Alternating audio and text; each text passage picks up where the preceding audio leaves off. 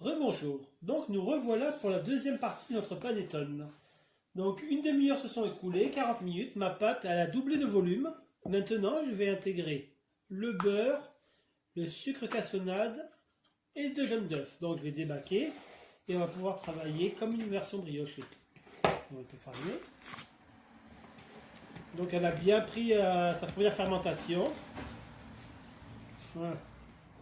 Je m'en servirai pour la deuxième fois. Donc, vous voyez, on sent la fermentation. Je la dégaze un peu.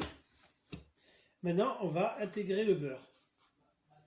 Donc, il y a 150 g de beurre que je vais mettre en pommade parce que maintenant, il faut l'intégrer. Donc, c'est la situation la plus délicate là. On va mettre le sucre pour pouvoir travailler, vous voyez. Voilà. Et je commence à faire des plis, vous voyez.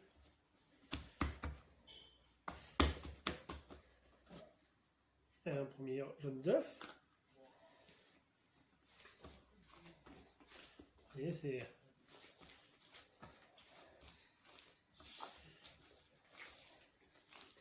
Donc je commence à bien la malaxer. Et deuxième jaune d'œuf. Voilà, comme ça on aura mis tous les ingrédients pour la deuxième partie. Donc ensuite, après avoir pétri ça, on va la laisser encore 2 heures pointer. Mais là sous film, donc elle va vraiment former ça. Et après on se retrouvera pour la troisième partie, une partie en direct bien sûr, troisième partie, pour pouvoir intégrer les fruits confits et les raisins. Donc vous voyez la panettone c'est une version de la brioche mais très spéciale. Vous voyez c'est vraiment... et hyper bien hydraté. Et là, je la travaille vraiment. On va prendre un peu. Alors, on essaye toujours de ne pas trop rajouter de farine. Bon, pour l'instant, moi, ça va. Et ceux qui vont la réaliser à la maison, parce qu'en mettant trop de farine, vous faussez la recette. C'est vrai que c'est un peu collant, mais c'est le but de la panettone. Il faut qu'elle ait de la filaire, élasticité, un bon goût. Vous voyez, il arrive quand même à lui donner sa force. En avoir... Le taux d'hydratation est élevé maintenant. Il faut vraiment qu'il reste plus de beurre. Je contrôle, vous voyez.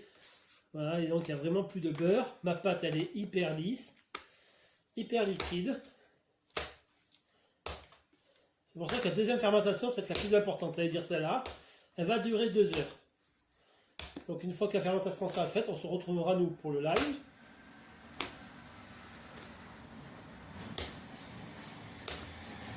Vous voyez comment je la travaille?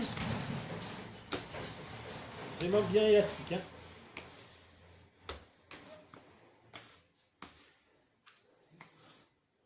c'est pour ça qu'une panettone est compliquée à réaliser. Mais je voulais vous faire voir un peu comment réaliser une panettone. Voilà. Donc maintenant on va un peu fariner quand même, c'est coller légèrement, pour pouvoir la décoller et pouvoir faire les plis. Voilà. Voilà, comme ça me permet de la bien reprendre. Voilà, là on est bien. Elle a sa force comme je voulais.